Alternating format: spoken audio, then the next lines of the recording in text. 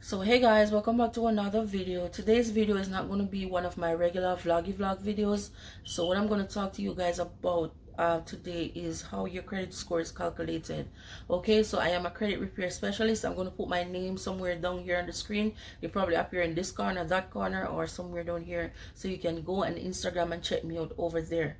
Okay, so what I do is that I help a lot of people who have negative items on their credit report, such as collections, medical bills, repossession, bankruptcies, student loans, whatever the case may be. I help you to get those items deleted from your credit report so you can go ahead and move on. You can get back your buying power.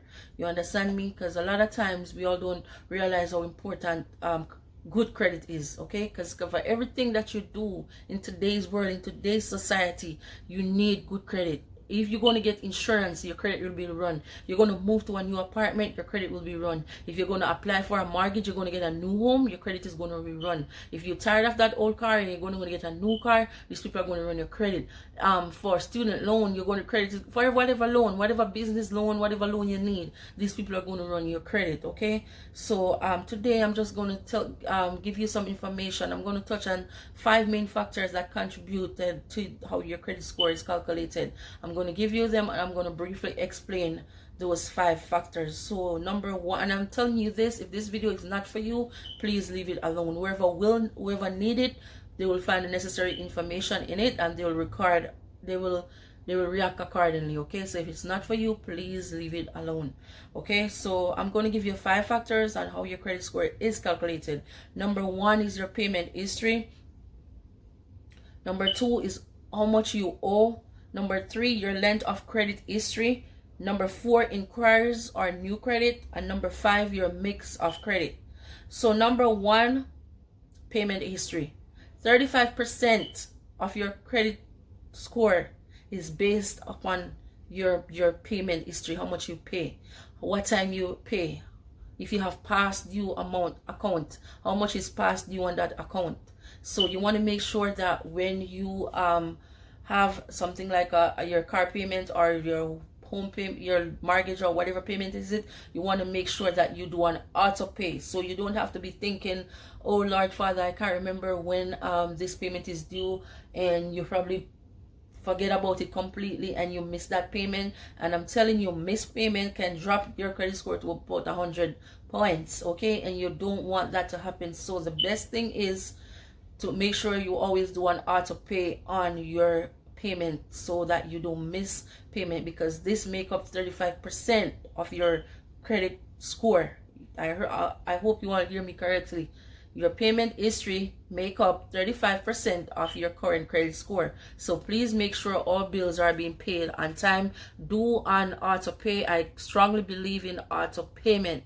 Okay, so you don't have to have that on the top of your head that, okay, I need to pay this, I need to do that. Do an auto pay so that money can be automatically deposited from your account. Okay, number 2 is how much you owe. Okay, your outstanding debt determines approximately 30% of your credit score, and they evaluate these on 3 categories: the total amount you owe to all your creditors, how many accounts you have with balances. Too many accounts could indicate a higher credit risk of default if the client can't handle payments. Okay, how much of the credit limit you are using on revolving accounts. Under 30 to 35% of the available credit limit is ideal.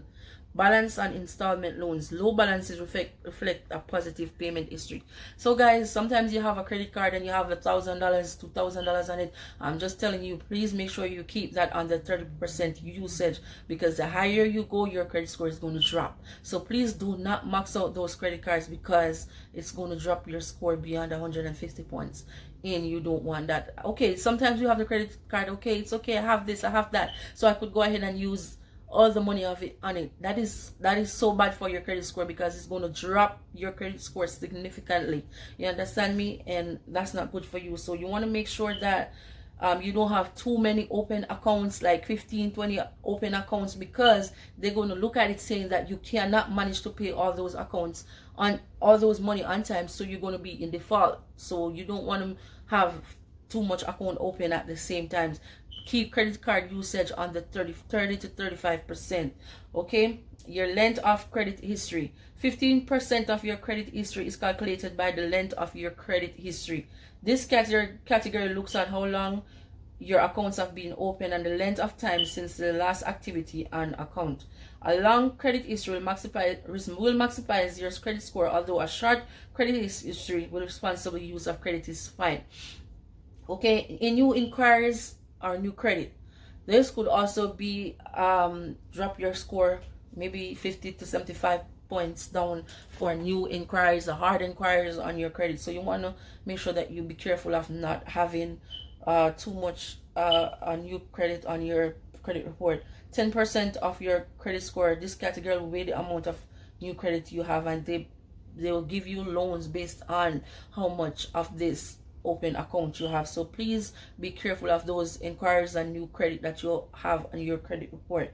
Your mix of credit. 10% of your credit score is derived from the type of credit you have managed on your credit report.